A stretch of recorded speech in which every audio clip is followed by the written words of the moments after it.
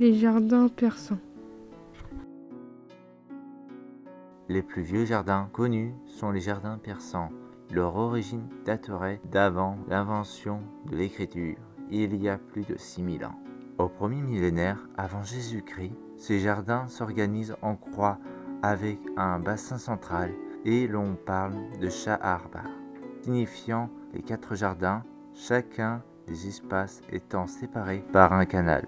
Ces formes en croix peuvent évoquer la course du soleil et les 4 saisons marquées par les solstices et équinoxes. Ces jardins étaient des espaces de repos pour ressourcer son esprit ou conviviaux pour rencontrer ses amis. Le nom de paradis vient de leur appellation en perse, Pairi Daïsa, qui signifiait espace clos. Le paradisos. En grec, le mot paradisos garde le sens de l'espace clos, des animaux sauvages, qui sont parfois gardés. Dans la Bible, le mot paradis est associé au jardin d'Éden, qui signifie jardin des délices. C'est le jardin primitif où vivaient Adam et Ève, avant de manger le fruit défendu. Ce jardin d'Éden est lui aussi clos de murs et divisé en 4 par une source donnant naissance à 4 fleuves. Hortus Gardinus. Les Romains appellent leur jardin hortus signifiant enclos. Ce terme est repris par les premiers chrétiens qui parlent aussi d'Hortus Gardinus signifiant jardin entouré de clôtures. C'est de ce mot germain gardinus que viennent les mots jardin ou garden en anglais.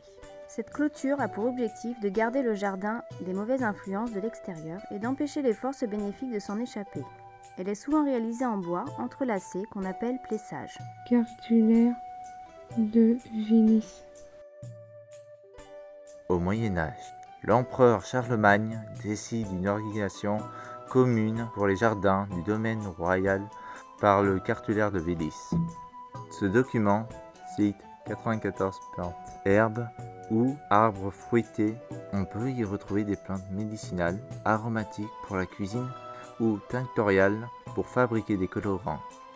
3 types de jardins sont décrits, l'herbularius ou de jardin de simple pour les plantes médicinales et aromatiques, l'orthos ou potager pour les légumes et le viridarium ou verger pour les arbres fruitiers. Les jardins monastiques. Les jardins des abbayes sont les plus importants. Certains, comme celui de l'abbaye de Saint-Gall, fondée au IXe siècle, restent conformes à la description du cartulaire de Vilis. Le plan en carré reste très courant, la croix symbolisant désormais celle de Jésus-Christ. Les jardins des châteaux. Dans les châteaux, on parle d'hortus castral ou d'hortulus, qui signifie petit jardin ou jardinet car il y a peu d'espace. Les termes de jardin des délices ou hortus delicarium est le titre de la première encyclopédie rédigée par une femme Hérade de Landsberg au XIIe siècle. Les jardins du Moyen Âge ont aussi un sens romantique et sont le refuge des amours courtois. Les jardins dans l'art médiéval. Le jardin secret, ou Hortus conclusus, est une représentation fréquente au Moyen Âge. Il évoque symboliquement le jardin intérieur de chacun, ainsi que l'image de la virginité. Dans le roman de la Rose, l'amour siège dans un jardin clos, dans lequel un homme cherche à rentrer pour y conquérir le cœur de sa bien-aimée. Dans la tenture de la Dame à la licorne, 5 des 6 tapisseries représentent un des 5 sens qui étaient éveillés par le jardin. La vue, l'ouïe, le goût, l'odorat et le toucher. Dans le célèbre tableau de Jérôme Bosch, le jardin des délices est représenté entre le paradis et l'enfer. Les jardins à la Renaissance.